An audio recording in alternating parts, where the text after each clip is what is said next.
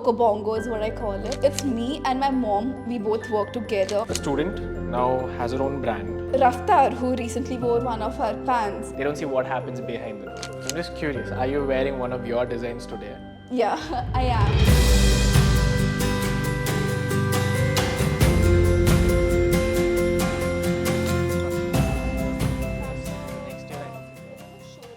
So Koel, thank you for coming on the show. So you were once a student here, now an alumni. You started your own brand, and here you come back again to teach your juniors. So tell us, who is Koel Bohra? I am a reflection of my brand, and my brand is a reflection of me. Bongo is what I call it. We are a streetwear brand from Coimbatore, Tamil Nadu, and we carry that with us everywhere we go. A little more about me. I have always been fascinated with fashion, and fashion has been in the blood for me. I grew up watching my mother sew dresses for me for events at school, and my father ran a menswear boutique. So I think that is what drew me to study fashion as well. I used to play around with these garments that my mom used to make for me, and she later started her own tailoring unit, and I would always go there after school and see the way things function there. So that is my inspiration as well, and I always wanted to take it to the next level, but with my own take to it. So I came to Woxsen to study fashion. 4 years here and 2-3 internships later, I decided to start my own brand, Koel Bohra. So it all started after my graduation project. 2 years of my college life went away due to COVID. We were stuck at home, and there were so many ideas that kept running in my head, and I did so much research on different crafts, different techniques, and I had design projects ready, but I didn't have a way to get it out because of the limited resources. So I thought, why not start my own brand, put my designs out there, and my designs always reflect who I am as a person. So I always thought, why work for someone else when you can have your own business, where you have the creative freedom to do what you want to. And if something doesn't work, it doesn't work. You go back the next day and you work on something new. So that is how I started my brand. Nice. So how was your journey here at Woxsen? When I joined Woxsen back in 2018, it was mere brick and cement with just villages and little hamlets in the surrounding. We didn't have much back then, but we had visionaries who could see the future of Woxsen, and were determined to develop us. And I think that is what drove us as well to work so hard.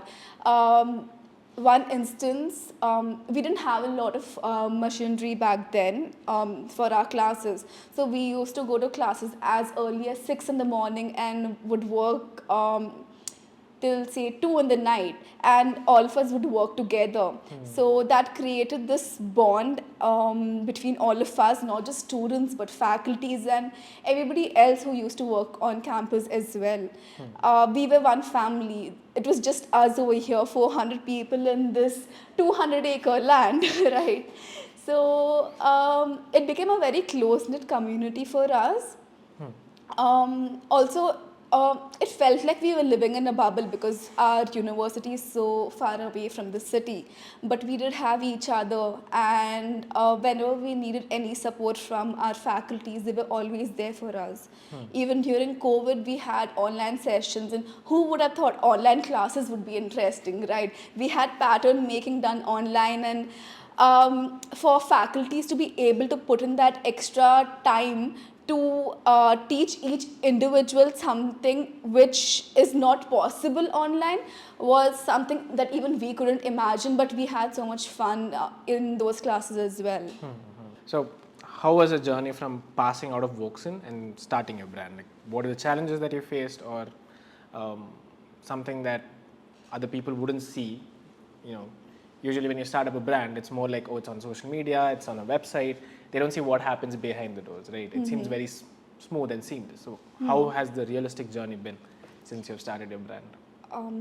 I came up with the idea of starting my brand back in December 22. But I started posting about my brand in May 23. So it was these 4-5 months of ideation, and there's a lot that goes behind a making of a brand, right? It's not just what you see. So it's me and my mom. We both work together on this brand. I take care of the design part of it and the front end, and she takes care of the production part of it.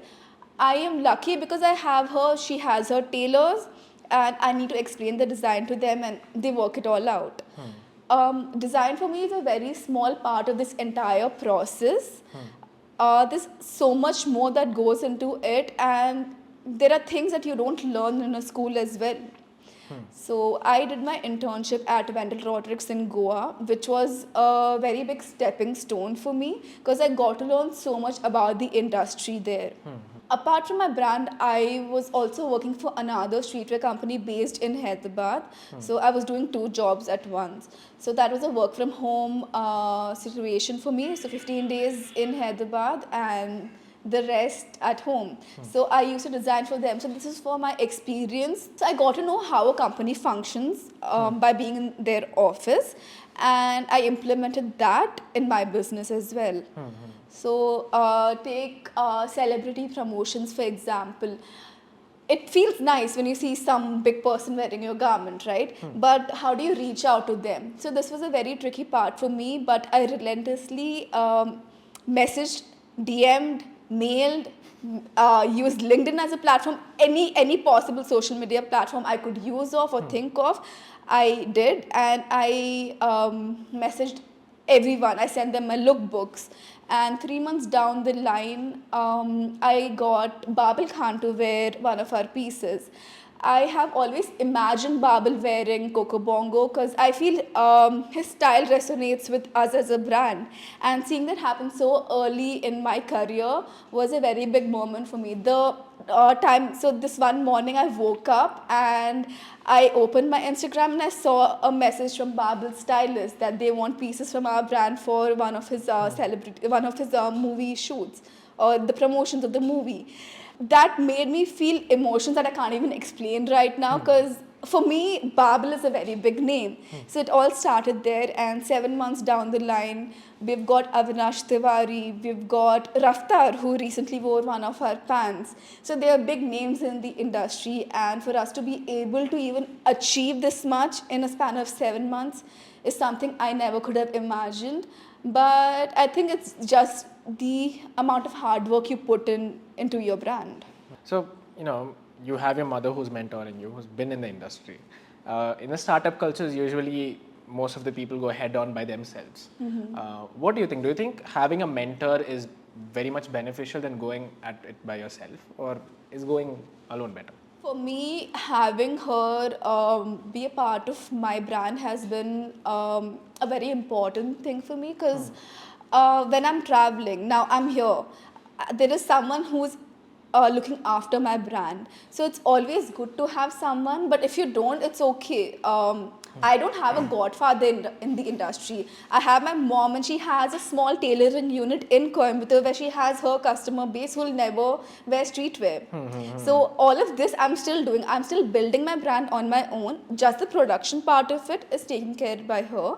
But you can always you can hire people to do that. You don't have to do everything yourself, right? You always can hire people for it. So I'm just curious, are you wearing one of your designs today? Yeah, I am. So this is from our first collection, Tides and Tribes. This is in fact, it was a Sholapur Chaddar bed sheet that we converted into a corset. So this is what we do. This is one way we give back to the society because I believe that fashion has modernized a lot, and the one way to stick to your roots is by adding different elements to your design process. So this one is the Sholapur Chadar. It holds a geographical indication, a GI. The last collection that we worked on, we sourced handloom fabric from Vijayamangalam, that is in E Road, Tamil Nadu. So we always like giving back to the community, but also when you look at the garment, you don't know it's made from a bed sheet. Yeah. So it has this artistic touch to it, and it also resonates with who I am as a person. What I make represents me. So now you have your own brand line, but you've come back here to teach your juniors. Why though? Like, It's for the experience. That's one main thing, and also when I was here, I learned so many things. But when I stepped into the industry, it was completely different. I felt like I was in a bubble here, surrounded by guides, and like you have a doubt, you go to them and like, they solve it for you. But when you're in the industry, you're all alone. So I wanted to talk to them about the challenges I have faced in the industry and how to overcome them. So Woxsen has given me a very good platform, and I'm privileged to be here. yeah. We want more of the alumni to come back, teach the juniors and the students here so they get a real life picture of how the industry is. Is there any challenges that you would like to mention that maybe would help the students here on camera so they can watch it whenever?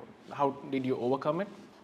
I think everybody will have a different story because in college we learn different aspects of fashion. Fashion design is just one part of it. There's fashion communication, there's styling.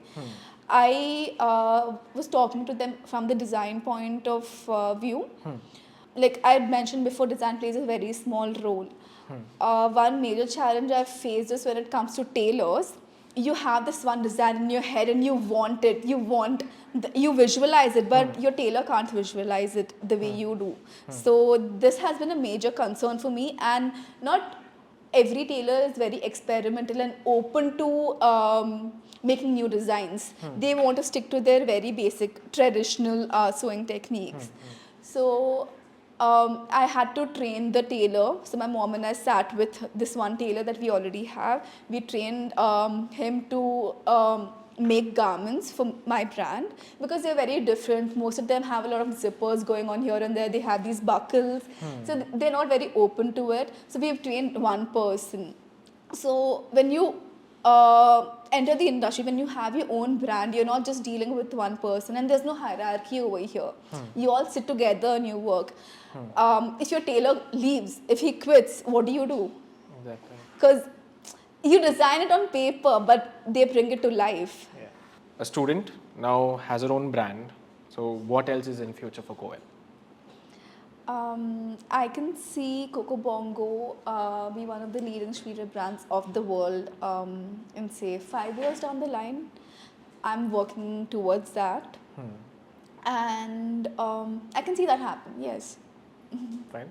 So all the best for your brand and for your personal growth. And thank you for coming. And hope you come back more to Woxsen and help the students here. I would love to come back here. It's changed. It's changed a lot. Yeah. Trust me, I was here for 2 years. The next year, I didn't see the relevance or how it was before. It just changes. Yeah. Yeah. Fine. Thank you for coming. It was a pleasure having you. Thank you for having me here. Yeah.